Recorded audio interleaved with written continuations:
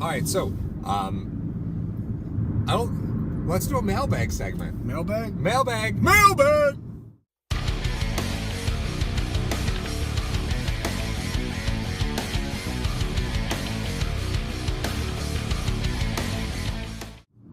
What was? Oh wait. Blue's Clues. Special. Right? I think you're going to special. Here's the mail, it never fails.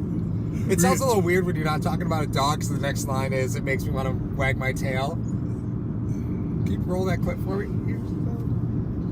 Mail time. Mail time. Mail time. The mail's here. Come on. Bye, guys.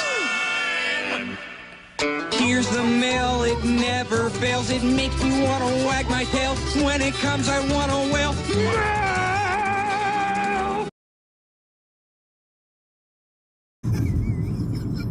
So, You got mail. So Tim Ellington had made a comment on one of the YouTube videos and had asked us about wide receiver depth. It's not great. The Bills don't have a ton of speed, right? Time out. First of all, thank you for the question. Oh, yeah. We always love that. Thanks. Sorry, I'm a little rude. You're such a I just like to... Let's just get right to it. All right.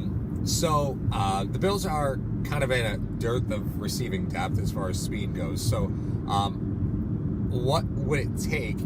Because we have a lot of secondary depth players. Yes. Right? So, is it a possibility that one of those guys could double up as a deep threat for the Bills? What are the possibilities there? I have my answer, but I'm curious to hear yours. In theory, I think... I mean, you're asking, how desperate do you have to be to, one, go get one? I mean, use one of your own players as a wide receiver who's never played, then go get a free agent for however many games you need one. You know what I mean? A guy that's used to running routes and all that stuff. That's number one. Number two, I think it was very interesting because we've seen the Patriots do that in the reverse with Troy Brown. Right. He knew he was going to have some corner, a defensive back. He's going to need some help with that. So he decided to have Troy Brown in camp do that. Now, I haven't heard of any corners or safeties in camp coming over to the offensive side of the ball doing anything. So I don't know the likelihood of that. I guess if you were really desperate and you have zero money to spend on a free agent guy for 10, 12 games or however many long it takes, I guess you can have that, but off the top of my head, I can't think of any defensive backs that would go to the offense. Right. I think if that were really if you saw something one of your depth secondary players and said, you know what, this kid can catch the ball, he could be dangerous on the offensive side of the ball. That's a guy that you play with the fourth team, right? You play dead last in the game, you cut him, you move to the practice squad, and you teach him how to run routes on the practice squad, right? So that way he's there when you need him. Right, yeah. You cut him, you put him on the practice squad, he's still getting paid, and you teach him how to run routes that way. That my true response to that, though, is if you're looking at only guys who are going to be on the roster, I want you to go back to Mario Williams when he came over and we moved him to linebacker, right? So what happens is Mario Williams, playing defensive end, was very geared to, you just got to go forward, right? Mm-hmm. And now you're moving him to linebacker, which means he's got to go back, he's got to go lateral. You're asking a secondary player, right, to have to go in and instead of making all their moves laterally, now to just run forward the whole time, right? You're asking him to do the reverse of what his body's actually conditioned to do right now. Mm-hmm. Cornerbacks' bodies are very conditioned to move back, move side to side. They're not conditioned to run straightforward and make straightforward cuts. It's not the same type of body condition. So while it's easier for a receiver who's used to move to corner, it's not the same for a corner to move to a receiver. Just their bodies are conditioned just a little bit differently.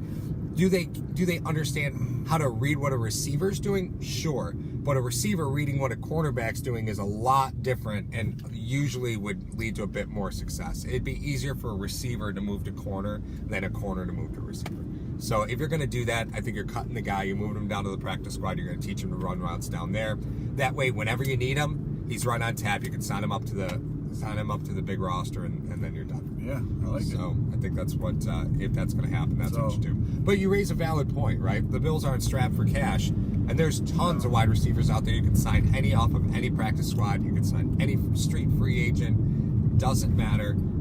If you're really hurting, I think you're okay. But I think the Bills did answer that by bringing in Corey Coleman. Yeah, I think you did. Plus the fact, even though McDermott and Bean love guys with versatility, like you said, it would be a transition. It would be a guy that you think is going to get cut. Yep. They put him on the practice squad. I mean that could be something you can look for as well. Mm-hmm. Look for some of them secondary players that they cut and re-sign to the practice squad, and see what position they give. You know who I forgot did that?